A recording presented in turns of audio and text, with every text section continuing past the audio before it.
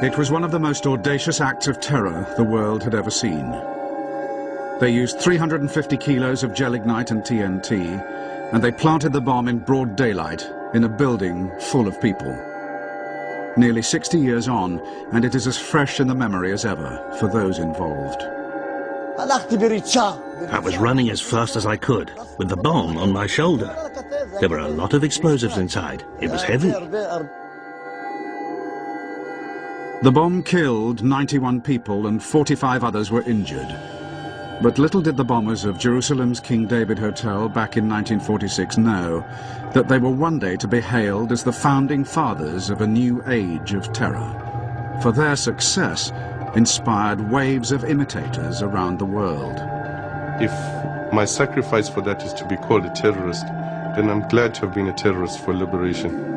We didn't mind being called terrorists then, because we actually used force, such force, a brutal force, in order to get rid of them. We knew we only had one chance in 1,000 of coming out alive. The death was around every corner.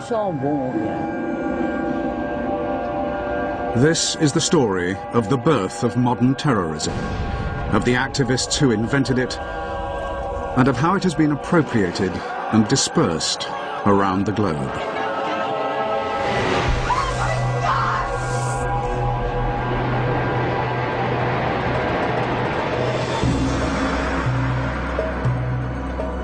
Jerusalem, cradle of faith to Muslim, Jew, and Christian alike.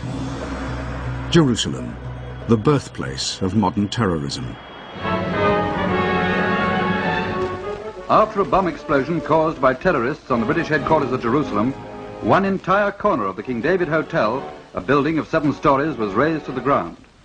The stone floors were cut clean. In scenes eerily reminiscent of New York 55 years later, the Jerusalem bomb was the beginning of terrorism as a media event, designed to capture the world's attention. The latest casualty list included 65 killed, 47 injured. The perpetrators, Zionist Jews, members of Menachem Begin's Irgun terrorist network. Begin, who would one day become Prime Minister of Israel, described this tactic as turning Palestine into a glass house, where the entire world was looking in. I think it was one of these acts of violence that, ahead of its time, I mean, in an era before CNN, before instantaneous news, was choreographed precisely to attract international attention. We were a minority, but we were a minority with a clear ideology that we must have a Jewish state to rebuild the state which was existing many, many hundreds of years ago. The bombing of the King David Hotel was perhaps one of the most significant terrorist incidents of the 20th century. For many decades, it actually held the infamous record of having killed the largest number of people. In a fight for liberty, you have always those who are more, call them extreme, or more adamant, or call them staunch, and they want it immediately, not to wait for the Messiah.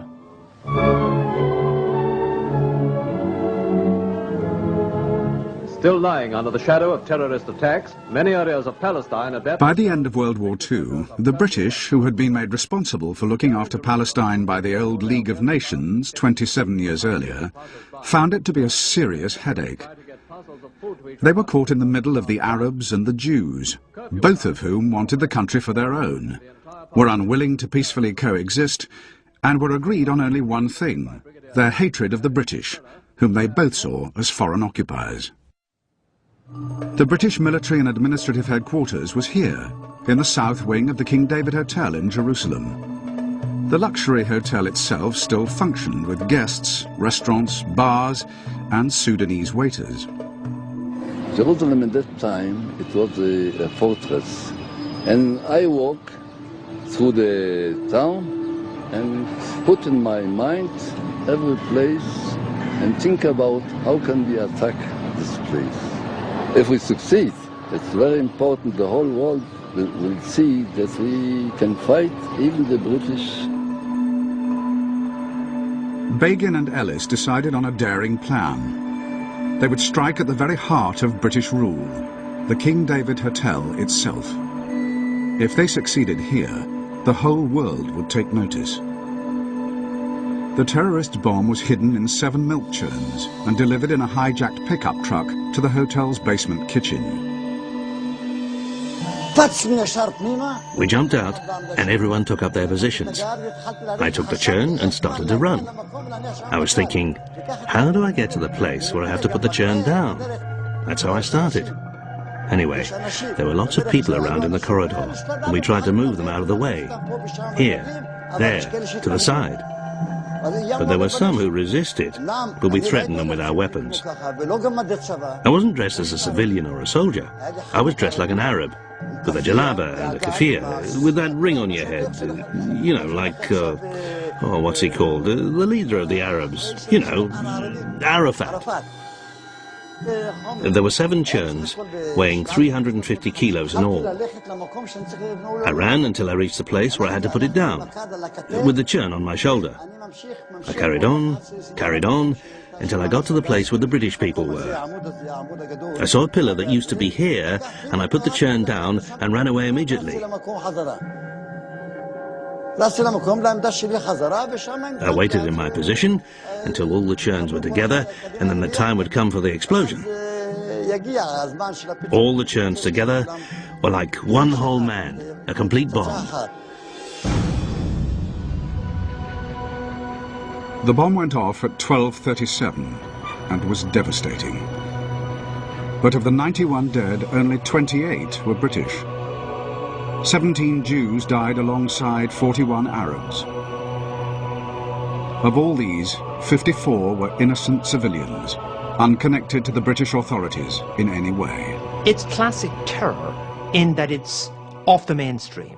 It's not a reflection of the policies of the then Israeli leadership, which had a very strong ethical approach to the use of violence, admirable in many ways. And it shows too a sign of the future in that it's the damage being done by the splinter of the main movement, which is the damage we frequently call terrorist, and which is the most likely to be without any moral dimension.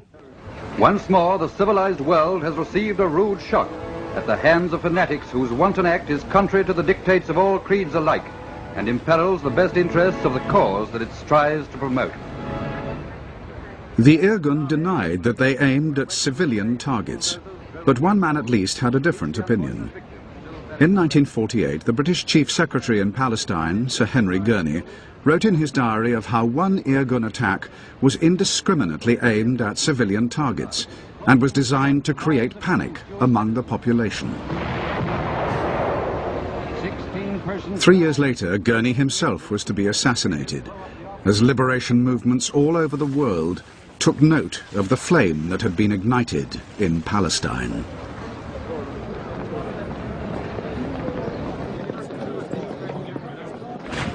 By 1948, the British and the world community had lost their appetite for the fight against the Jewish terrorists, and the British abandoned Palestine, leaving Arab and Jew to fight it out amongst themselves.